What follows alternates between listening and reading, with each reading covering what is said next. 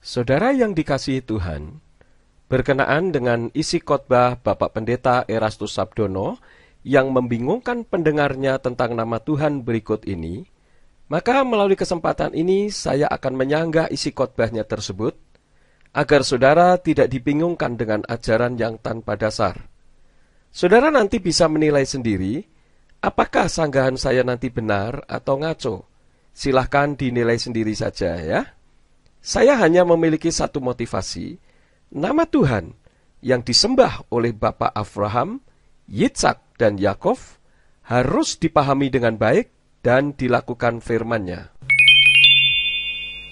Mari kita bersama-sama membuka Alkitab kita dari Keluaran pasal 20, saudaraku.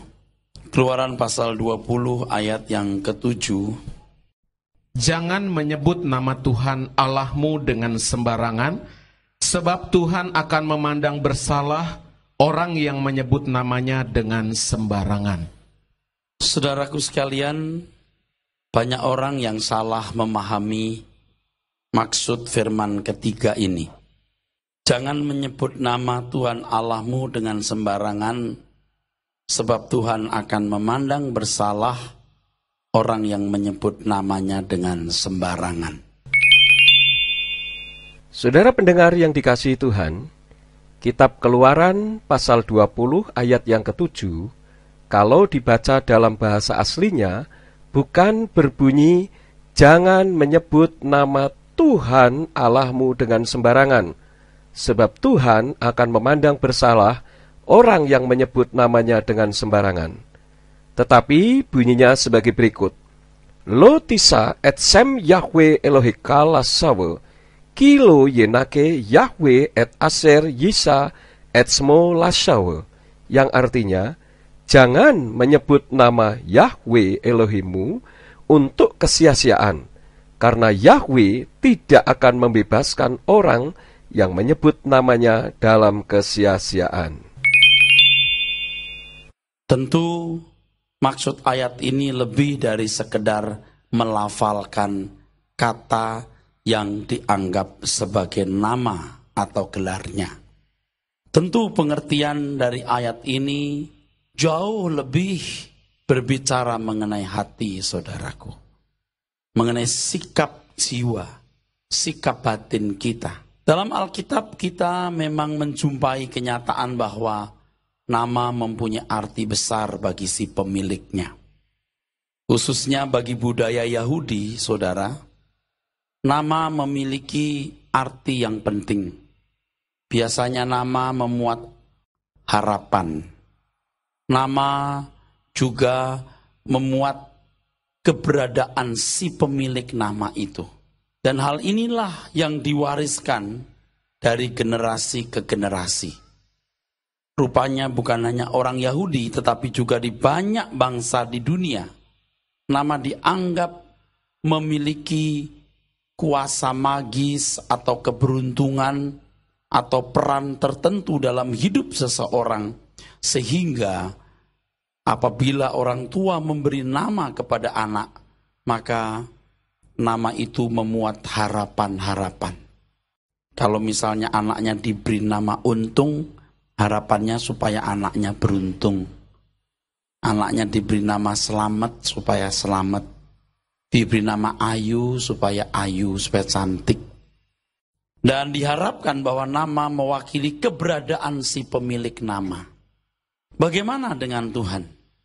Jangan menyebut nama Tuhan Allahmu dengan sembarangan. Sekali lagi saya tegaskan bahwa apa yang disampaikan oleh Bapak Pendeta Erastus Sabdono, jangan menyebut nama Tuhan Allahmu dengan sembarangan, itu keliru. Yang benar seharusnya jangan menyebut nama Yahweh Elohimu untuk kesia-siaan. Dalam peristiwa Musa di padang Median, saudara, selama 40 tahun Tuhan memisahkan Musa dari istana Firaun. Di sana Tuhan menyatakan diri kepada Musa.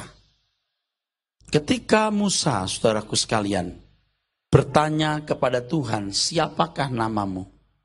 apabila bangsa Israel bertanya kepadaku, siapa namamu?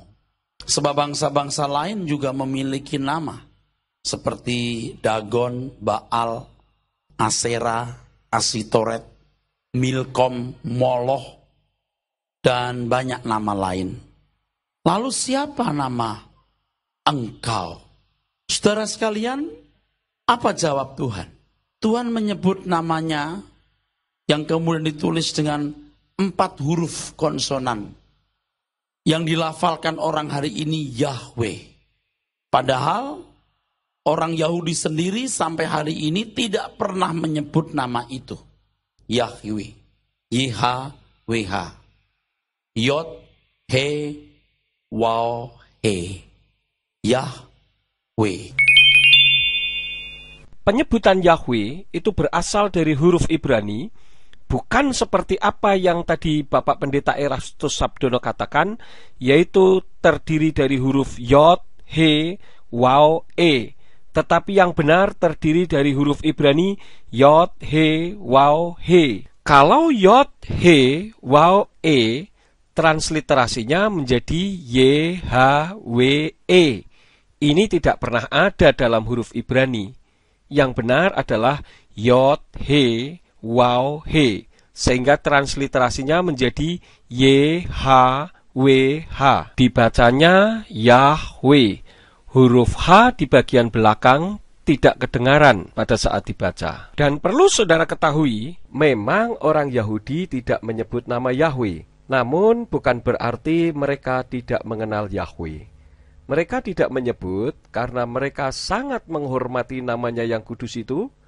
Karena itu setiap kali mereka membaca kitab suci dan menemukan huruf Yod, He, Waw, He yang seharusnya dibaca Yahweh, mereka selalu mengganti dengan Adonai yang berarti Tuanku atau My Master atau Your Highness atau yang mulia, dan terkadang mengganti juga dengan Hashem yang berarti nama itu atau sang nama.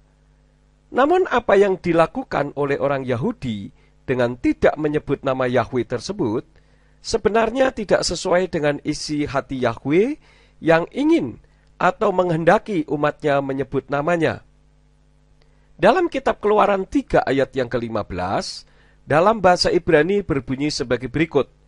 Wayomer ot Elohim El Moshe Kotomar El Beni Yisrael Yahweh Elohi Avotekem Elohi Avraham Elohi Yitzhak Ve Elohi Yakov Selachani Alechem Zezemi Leolam Ve Zikri Ledordor, yang artinya, berfirmanlah Elohim kepada Mose, katakanlah kepada Bani Yisrael, Yahweh Elohimnya leluhurmu, Elohimnya Abraham, Elohimnya Yitzhak, dan Elohimnya Yakov telah mengutus aku kepadamu. Itulah namaku untuk selama-lamanya, dan itulah pengingat atau sebutan bagiku dari generasi ke generasi. Jadi sangat jelas bahwa apa yang dilakukan oleh orang Yahudi dengan tidak menyebut namanya itu tidak sesuai dengan isi hati Yahweh sendiri. Daud sendiri mengajar agar orang menyebut Yahweh. Coba saya baca di dalam kitab 1 Tawarikh pasal 16 ayat yang ke-8, yang dalam bahasa Ibrani berbunyi, Hodula Yahweh, Kir'u Vismu Hodiau Fa'amim Alilotai, yang artinya, bersyukurlah kepada Yahweh, panggillah namanya, perkenalkanlah perbuatannya di antara bangsa-bangsa. Saya katakan bahwa orang Yahudi jangan dijadikan contoh, karena orang Yahudi walaupun mereka bangsa pilihan Tuhan, namun bukan berarti mereka bebas dari kesalahan. Kalau orang Yahudi yang dijadikan contoh, kenapa orang Yahudi menolak Yeshua dan menyalibkan dia tidak diikuti juga? Ini tidak konsekuen dong namanya. Kitab suci juga memberikan bukti bahwa telah beberapa kali orang Yahudi berusaha untuk menghilangkan namanya. Seperti contohnya dalam kitab Hakim-Hakim pasal yang kedua ayat yang ke-10 dikatakan, setelah seluruh angkatan itu dikumpulkan kepada nenek moyangnya, bangkitlah sesudah mereka itu generasi yang lain yang tidak mengenal Yahwe, ataupun perbuatan yang dilakukannya bagi orang Israel. Hal itu sesuai dengan bahasa aslinya yang berbunyi Wegam kal hador hahu neesfu el adotai wayakam dor akhir akharehem asher lo yatu et Yahwe wegam et hama ase asher asa le Yisrael. Jadi jelas, dengan orang Yahudi tidak menyebut nama Yahwe, berarti mereka telah melanggar perintah Tuhan dan telah mengubah nama diri menjadi sebutan yang tentu saja dapat menghilangkan namanya. Karena itulah maka Yahwe menghendaki namanya tetap disebut. Nama itu dianggap begitu keramatnya, saudara, sehingga apabila bangsa Israel menyebut nama tersebut, mereka melafalkan, maksud saya jika mereka mau menyebut nama itu, karena begitu dianggapnya begitu sakral, begitu kudus, begitu agung, begitu mulia, mereka menggantikannya dengan kata Adonai. Kata Adonai, Adon itu, saudaraku, artinya master, tuan. Adon. Adon juga bisa berarti possessor, juga bisa arti owner, pemilik. Sedangkan I artinya ku, Adonai artinya majikanku. Nah, kata Adonai ini sebenarnya sebuah jabatan, saudara, bukan nama diri. Sebab kata Adonai juga digunakan oleh Sarah menyebut Abraham. Dan kata ini juga sering digunakan oleh kawula atau hamba jika menyebut raja, majikan, tuan mereka, Adonai. Kalau Pak Erastus Sabdono tadi mengatakan bahwa Sarah dalam menyebut Abraham dengan Adonai, atau seperti kawula terhadap tuannya atau majikannya, di sini membuktikan dengan orang Yahudi menyebut nama Yahwe diganti dengan Adonai, itu sama saja dengan menurunkan kadarnya Dia, Sang Pencipta, yaitu Yahwe, menjadi sama atau sejajar dengan manusia, yaitu hanya sekedar tuan atau majikan saja. Padahal Yahwe tidak bisa dikotakkan menjadi hanya sekedar tuan atau majikan. Karena itulah maka Yahwe menghendaki namanya jangan diganti-ganti, baik diganti dengan sebutan maupun diganti dengan nama sesembahan lain. Memang nama Yahwe bisa diberi sebutan dengan Adonai, tetapi bukan berarti Yahwe itu Adonai. Karena Adonai itu sebutan atau gelar, sedangkan Yahwe itu namanya. Jadi harap saudara jangan bingung membedakan nama dan sebutan di sini ya. Dalam hal ini praktis sebenarnya Allah Israel tidak pernah namanya disebut. Tidak pernah. Nah, ini harus masuk dalam pikiran saudara dulu ya. Tidak pernah namanya disebut. Ini harus masuk di dalam pikiran kita. Pak Erastus Sabdono ini bagaimana? Dalam kitab suci terdapat ribuan nama Yahwe tertulis. Bahkan dalam buku Theological Wordbook of the Old Testament oleh Gleason L. Archer Jr., Bruce Waltke, dan R. Laird Harris, halaman 210 dikatakan nama Yahwe tertulis sebanyak 5.321 kali. Kalau praktis tidak disebut sama sekali, lalu untuk apa ditulis di dalam kitab suci sampai sebanyak itu? Saudara pendengar yang dikasihi Tuhan perlu ketahui bahwa orang Yahudi mulai mengganti nama Yahwe menjadi Adonai atau Hashem itu sejak pembuangan ke Babel, karena mereka merasa tidak layak. Hal itu karena pada saat di pembuangan di Babel, mereka menyembah kepada Baal. Tetapi Yahwe tetap mengasihi mereka dan memulihkan mereka. Sebelum itu mereka menyebut nama Yahwe. Firman Tuhan dengan jelas mengatakan, sejak zaman Enos, orang sudah menyebut nama Yahwe. Mari kita buka di dalam kitab Kejadian 4 ayat yang ke-26, yang dalam bahasa Ibrani berbunyi, Uleset gamhu Yulad ben wa yikra etsmo enos as hukal likro beshem Yahweh, yang artinya lahirlah seorang putra bagi Set juga, dan putra itu dinamai Enos. Sejak itulah orang mulai memanggil nama Yahweh. Tidak pernah Yahweh itu diucapkan, sebab selalu menggunakan kata Adonai kalau untuk menyebut Yahweh. Sekarang saya tawarkan kepada saudara, mau mengikuti orang Yahudi dengan tidak menyebut Yahweh, atau mentaati Yahweh itu sendiri yang menghendaki namanya disebut dan dipanggil? Ayat-ayatnya sudah dijelaskan tadi. Saya juga ingatkan bahwa orang Yahudi walaupun tidak menyebut nama Yahweh, namun mereka tahu kalau yang disebut dengan Adonai atau Hashem itu adalah Yahweh. Beda dengan orang di Indonesia yang tidak menyebut nama Yahweh karena nama itu dianggap sesat dan diidentikan sama dengan suatu kelompok tertentu. Raja Daud dalam Mazmurnya juga mengajarkan kepada kita agar kita memuji nama Yahweh. Silakan baca di dalam Mazmur pasal 103 ayat 1 sampai ayat yang kedua. Bahkan di dalam Mazmur 105 ayat 1 sampai 2, pemazmur katakan, "Bersyukurlah kepada Yahweh dan serukanlah namanya." Bagaimana mungkin Pak Erastus Sabdono katakan praktis nama Yahweh tidak pernah disebut?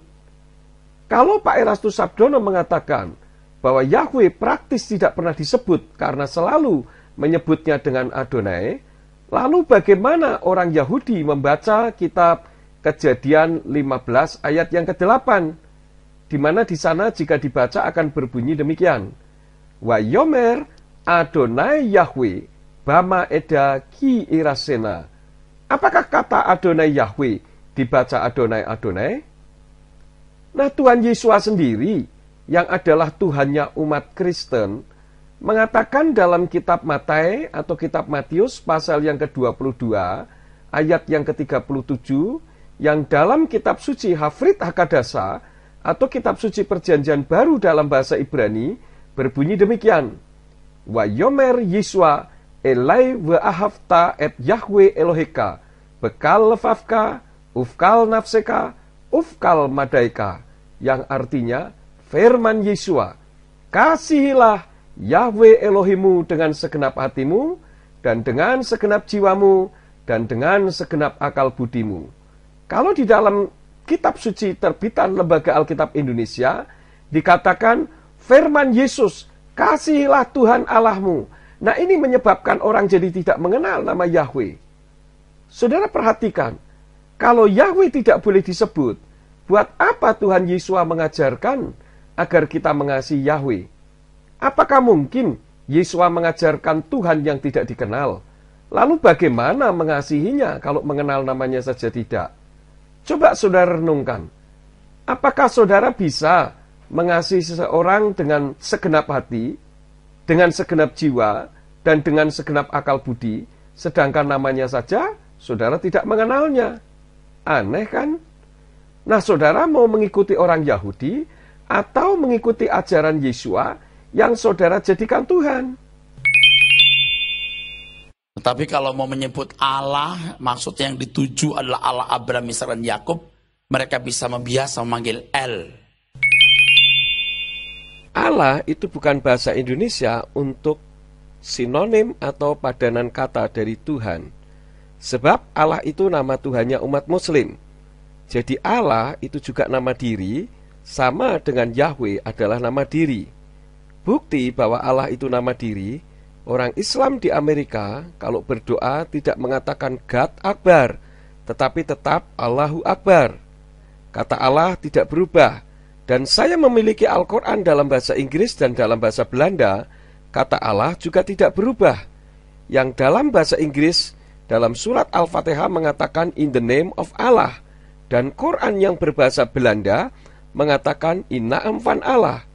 Jadi tidak bisa dengan gampangnya kita katakan untuk menyebut Allah Abraham, Allah Yitzhak, dan seterusnya. Sebab Allah itu bukan bahasa Indonesia. Kriteria sebuah kata untuk menjadi kosakata bahasa Indonesia harus memenuhi kriterianya, yaitu bisa diterima oleh segala kalangan dengan memiliki persepsi dan arti yang sama. Contoh, kursi itu berasal dari bahasa Arab al-kursi. Semua agama, baik Hindu, Buddha, Islam, Kristen, dan lain-lain, mempunyai persepsi yang sama, yaitu tempat untuk duduk. Atau contohnya almari, yang juga berasal dari bahasa Arab. Semua agama, baik Hindu, Buddha, Islam, Kristen, dan lain-lain, juga mempunyai persepsi yang sama, yaitu tempat untuk menyimpan pakaian. Sedangkan Allah, persepsi Kristen dan Islam itu berbeda. Umat Islam katakan Allah itu zat, sedangkan umat Kristen katakan Allah itu roh. Umat Islam katakan bahwa Allah itu tidak beranak dan tidak diperanakkan. Sedangkan dengan umat Kristen menggunakan kata Allah, praktis akan ada kata Allah Bapa, Allah Anak, dan seterusnya. Dan lagi umat Hindu dan Buddha tidak pernah menggunakan kata Allah sebagai sebutan untuk pengganti kata Tuhan. Coba saudara buktikan, kalau umat Hindu dan Buddha pernah menggunakan kata Allah sebagai pengganti kata Tuhan. Tidak pernah ada kan? Jadi Allah itu bukan sebutan atau bahasa Indonesia untuk kata Tuhan, melainkan nama diri sesembahannya umat Islam. Jadi sebaiknya agar tidak terjadi konflik horizontal dengan umat Islam, seharusnya memang umat Kristen tidak usah mengucapkan kata Allah sebagai pengganti kata Tuhan. Karena dalam kitab suci berbahasa Ibrani juga tidak ada kata Allah. Jangankan kitab suci yang berbahasa Ibrani, kitab sucinya umat Kristen yang berbahasa Inggris saja tidak ada kata Allah. Elohim. Dan kata El itu sendiri sebenarnya sudah dikenal secara ekstensif atau meluas di kalangan bangsa-bangsa kafir di Kanaan pada zaman itu. Perlu saudara ketahui bahwa El itu bukan nama diri, melainkan sebutan dan kependekan dari Elohim yang bisa diterjemahkan menjadi sesembahan. Jadi El juga bisa dipakai untuk menyebut Yahweh dan bahkan dipakai untuk menyebut nama dewa-dewa juga, dan itu tidak bermasalah. Jadi yang memiliki nama El itu bukan hanya orang Israel. Sekali lagi saya katakan bahwa El itu bukan nama, dan El juga bisa dipakai untuk menyebut segala sesembahan. Di sini rupanya Bapak Pendeta Erastus Sabdono tidak bisa membedakan antara nama dan sebutan. Orang-orang Kanaan, orang-orang kafir pun juga mempercayai adanya El, Tuhan, the mighty God, Allah yang maha tinggi, maha kuasa. Ya sudah barang tentu, karena El itu bukan nama. Cuman uniknya Israel menggunakan kata Him, Elohim, jamak. Saudaraku sekalian yang kasih, jadi dalam hal ini praktis Allah Israel itu tidak memiliki nama yang disebut. Tidak pernah ada. El itu sendiri bukan nama, tapi juga bisa berarti jabatan atau sebutan jabatan sebagai yang maha tinggi, yang maha kuat, yang maha agung, the mighty God. Nah, kata El ini bisa diterjemahkan God dalam bahasa Inggris. Bisa diterjemahkan debata dalam bahasa Batak. Lalu kita mengenal kata Allah. Allah itu tidak bisa disamakan dengan El, karena El itu sebutan, sedangkan Allah itu nama diri. Kalau Allah disebut juga El, bisa-bisa saja, tetapi Allah itu bukan El. Sama seperti Yahweh yang bukan El, tetapi Yahweh juga bisa disebut dengan El. Jadi saudara harap berhati-hati di sini. Jangan menjadi bingung dengan apa yang disampaikan oleh Bapak Pendeta Erastus Sabdono tadi. Jadi praktis Allah Israel tidak pernah disebut. Israel tidak pernah punya Allah, karena Allah itu nama diri. Yang ada, Israel punya Tuhan atau sesembahan, dan namanya adalah Yahweh. Seperti dalam kitab Yesayahu atau Yesaya pasal 42 ayat yang ke-8 yang berbunyi, Ani Yahweh Husmi, yang artinya aku ini Yahweh, itu namaku. Tadi saya sudah katakan bahwa Allah itu bukan bahasa atau sebutan, melainkan nama. Jadi jangan salah ya. Jadi kalau Alkitab mengatakan jangan menyebut nama Tuhan Allahmu dengan sembarangan, kalau ini ayat dikenakan untuk bangsa Yahudi pada waktu itu, satu bisa berarti jangan menyebut nama Yahweh, bisa. Bisa diartikan begitu untuk konteks Yahudi, bisa. Nah, sekarang Pak Erastus Sabdono sudah mengakui bahwa yang benar adalah jangan menyebut nama Yahweh dengan sembarangan. Namun perlu diketahui bahwa jangan menyebut namanya dengan sembarangan itu bukan berarti jangan disebut sama sekali. Jadi jangan rancu di sini. Yang dimaksud dengan menyebut dengan sembarangan itu jangan menyebut dengan sia-sia. Seperti mau hutang duit, pakai berjanji dalam nama Yahweh, minggu depan hutangnya saya bayar, misalkan. Nah itu dilarang, sebab nama itu kudus. Tidak boleh untuk urusan duniawi.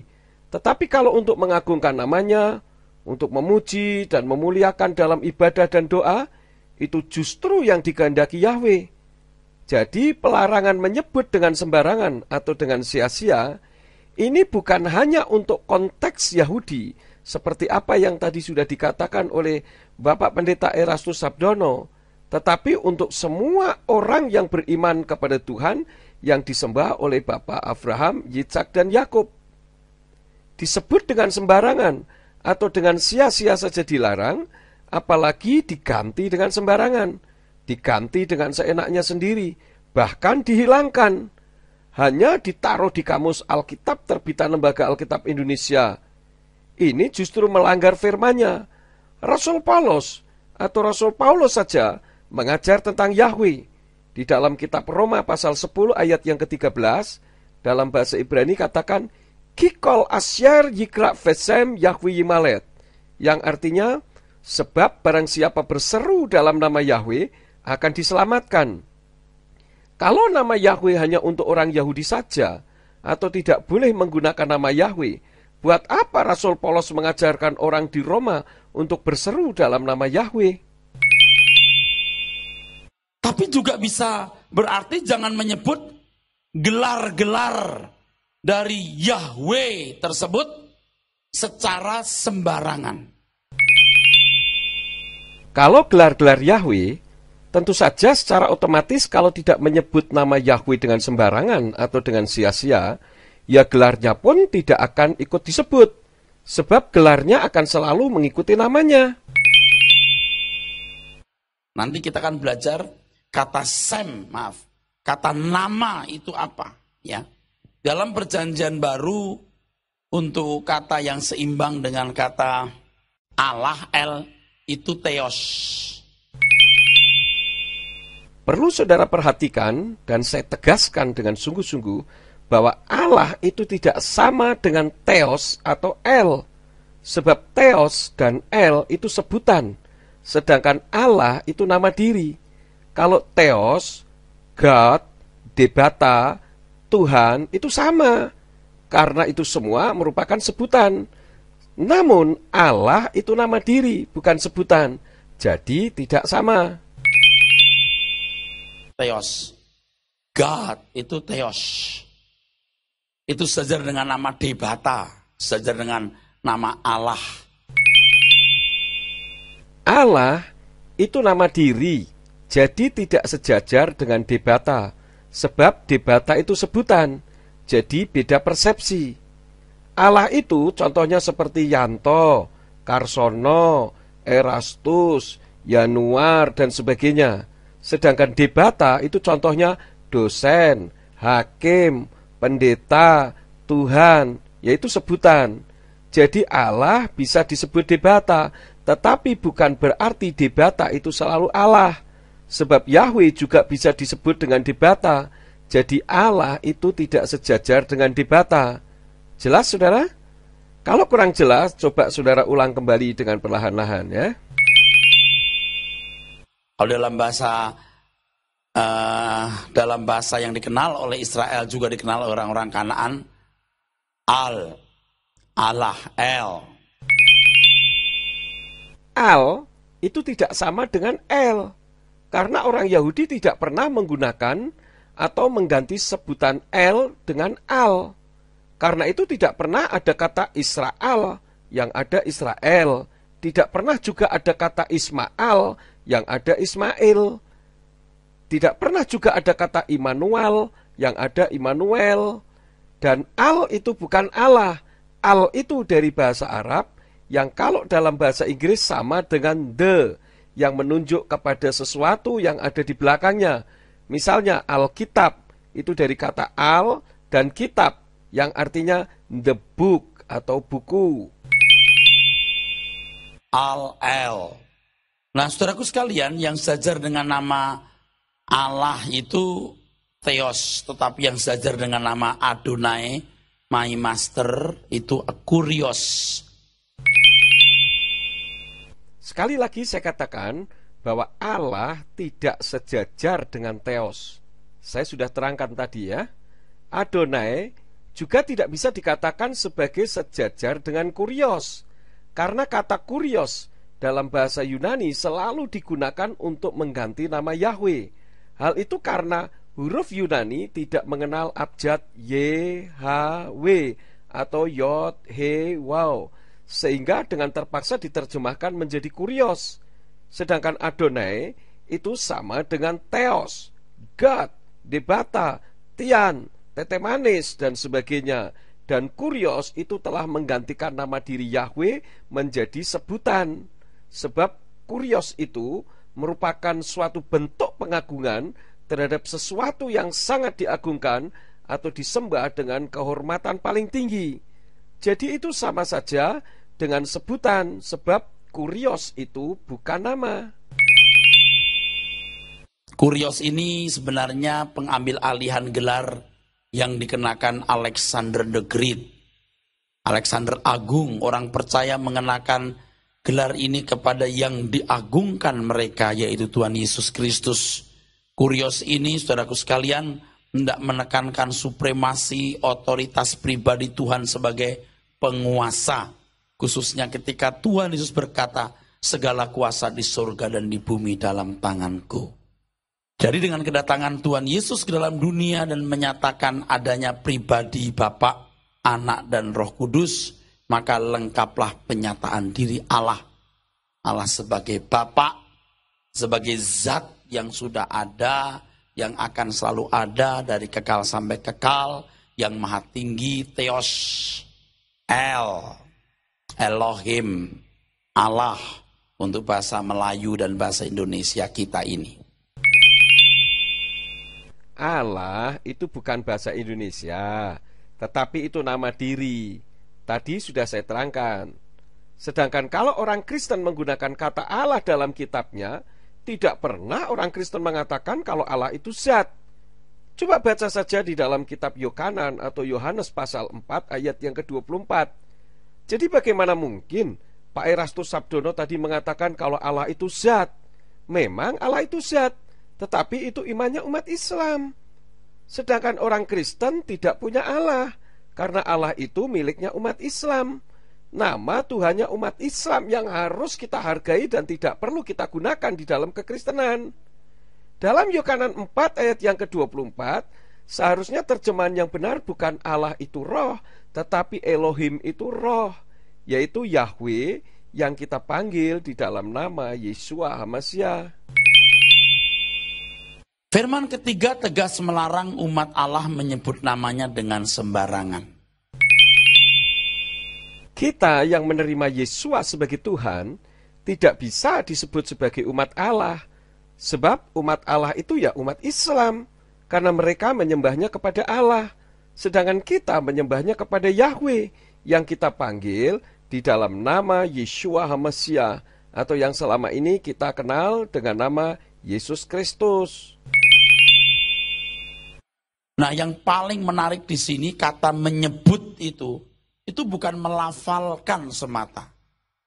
Tetapi dari kata nasa, menyebut itu nasa.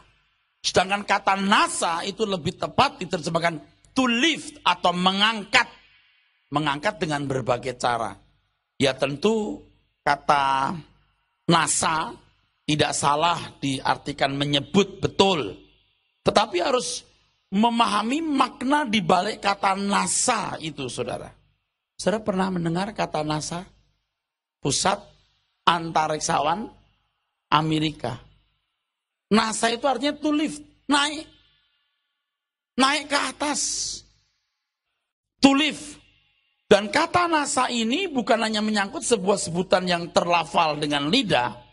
Tetapi, saudaraku, kata NASA ini, saudaraku, sangat bertalian dengan ritual atau ibadah. Nah, saya kalau ngomong begini ini tentu bukan saya karang-karang, saya lihat dictionary, saya lihat kamus. Kata to live, NASA, itu bertalian dengan ritual.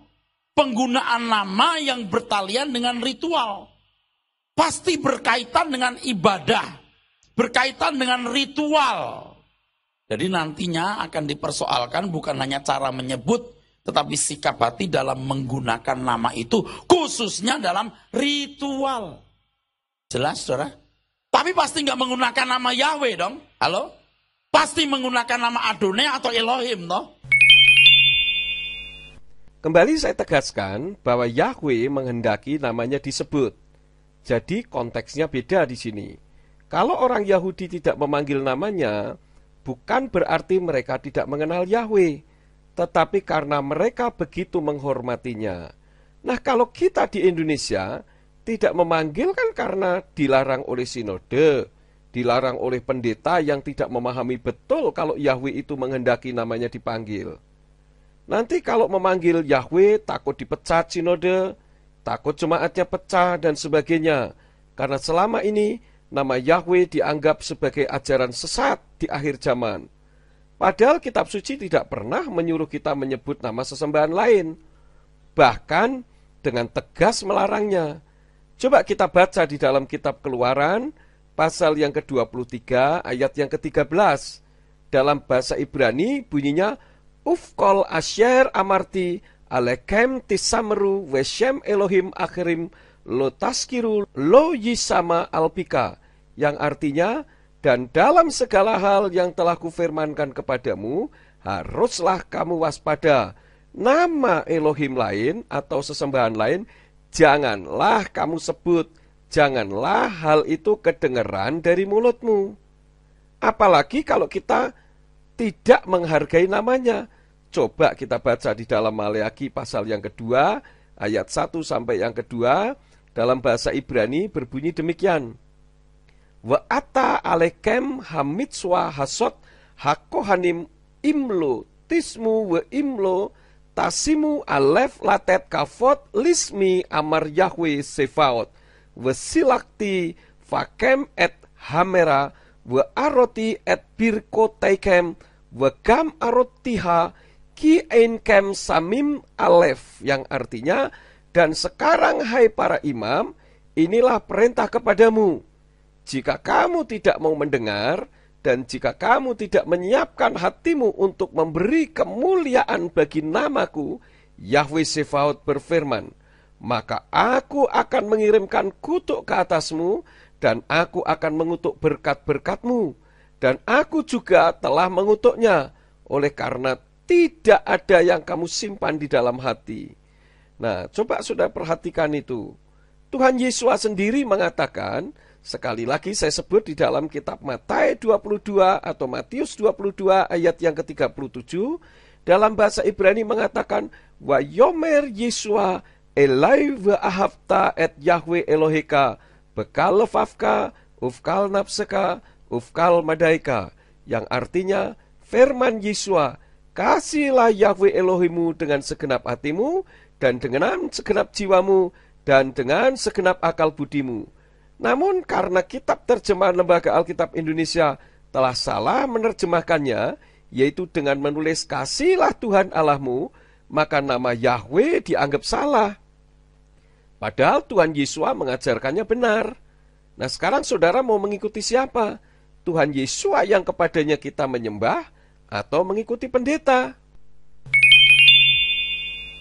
Nah, kalau diterjemahkan bebas gini, kamu tidak boleh menyebut Adonai atau Elohim, artinya dalam berurusan dengan memanggil namaku, entah dengan cara apa kau memanggil namaku, dengan cara yang dengan sia-sia atau sembarangan.